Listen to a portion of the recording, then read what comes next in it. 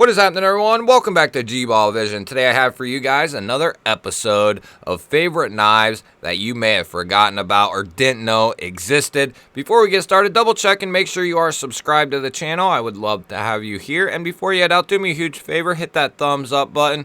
Greatly appreciate it, everyone. And feel free to let me know what you're carrying in your pockets today down in the comments. Love hearing from you guys and what you're all carrying. So let's kick this off with the Olatin's G31. Coming in at $54, this is one of the biggest surprises, biggest value knives that I've checked out all year long already. Coming in 14C 28N steel, we have a nice drop point blade with a coating on it. Came super sharp out of the box. We have a crown spine here, dual thumb studs. I believe they have uncoated versions as well. We have a crossbar lock for our locking mechanism, and we have extremely strong springs in there, which makes for a very satisfying open and close. Good protrusion on that crossbar lock, easy to get to, easy to disengage. We have contoured G10 handles, G10 backspacer, and a lanyard post. We have a deep carry reversible clip that's been recessed into the scales along with the screws, and they include a filler tab. All of this for $54. This is one of my biggest surprise value knives of the entire year. 100% worth checking out. Next up, we have one of, if not the most requested knives. During this series, I asked people, what knives should I bring back in for knives you may have forgotten about or knives people didn't know existed. We've been running this series for quite a while, and this is one of the most common knives that I get asked to put back into this type of video all the time. The CJRB Feld Spar, and we are looking at the button lock version here. This was a White Mountain Knives exclusive. This was, as far as my mind can recollect, the first button lock CJRB did. And in my opinion, this was the start of their brilliance. I know there's been some creators and people who, for whatever reason, didn't like this knife. I don't know if it was, a certain version or what the issue was, but I've talked with lots of people who have thoroughly enjoyed this knife, and I have as well. We have RPM 9, nice pokey drop point blade, nice and slicey, good sharpening choil, dual thumb studs for deployment, anodized aluminum pivot collar. The button lock is absolutely solid, the plunge lock. Good springs in there, especially for their first model. This has some good springs in there. We have contoured micarta handles here, a deep carry, reversible pocket clip, open construction with a couple of standoffs.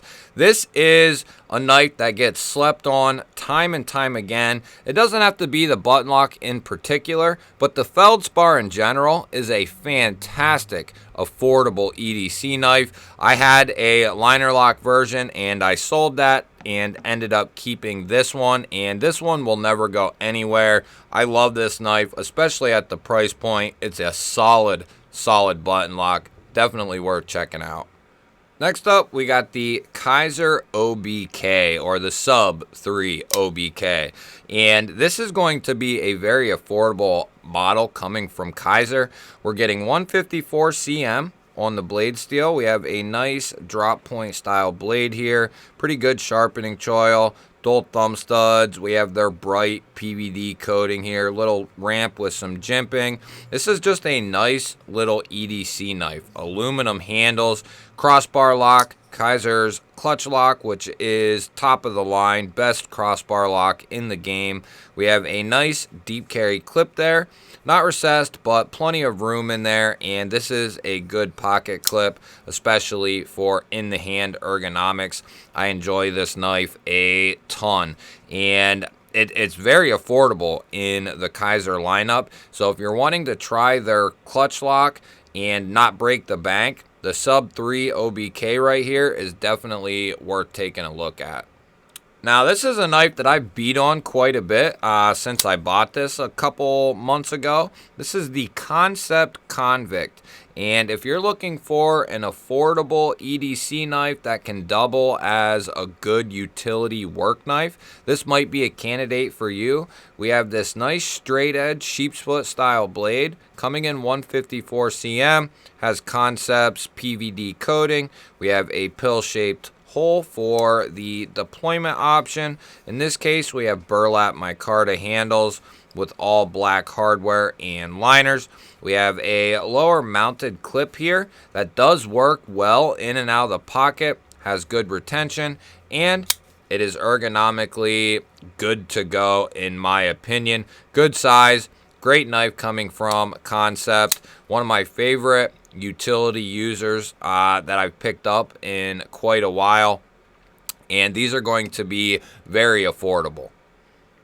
And if you didn't know, Migon has put out a crossbar lock version of the Moero, and the already popular knife from 2023 gets a massive facelift in 2024. Came back out with satin finishes, gray DLCs, still coming in, 14C 28N, beautiful drop point blade. We have the teardrop cutout there for deployment.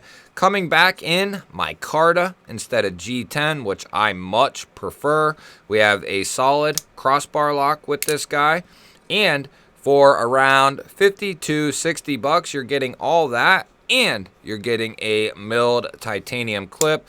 This still remains to be one of the highest value knives on the entire market. To get all those materials for right around $50 to $60 is just absolutely insane. Migon continues to kill it, model after model, variation after variation. If you have not checked out this knife and you enjoy crossbar locks, affordable knives, and great value, definitely worth taking a look at. And so this knife is making it on this list because I myself have slept on this knife, didn't know about this knife, and if I didn't know about it, there's other people out there who also just don't know either about this knife or how good this knife actually is. I think it's starting to come to the forefront a little bit. The Kershaw Aridium here, guys, although it is coming in D2, Kershaw does a great job with their D2, and these are going to be very affordable, coming in below $50, I believe. And you're getting a satin finished D2 drop point blade, nice and slicey right out of the box, pretty thin, good geometry, good cutting geometry, good sharpening choil, dual thumb studs for the deployment. And yet again, we have another crossbar lock. I've been enjoying my crossbar locks this year because they have just gotten substantially better. We have aluminum handles here. We have a copper backspacer with an integrated lanyard hole there. We have a nice deep carry clip that is recessed with the screws and will be reversible for our lefty brothers out there. This is a knife that has either been forgotten about, slept on, or people just don't know about it. And at that price point, Kershaw kind of takes a good and big step in the right direction. And their Bel Air model, which is their USA made model, similar to this one, but coming in Magna Cut, quite a bit more, about $100 more on the price tag. It just shows that they can do some really good designs and builds. They just got to continue that, and I think they can make a big 180, and go in the right direction from here on out. I know a lot of people would enjoy that. I know I would.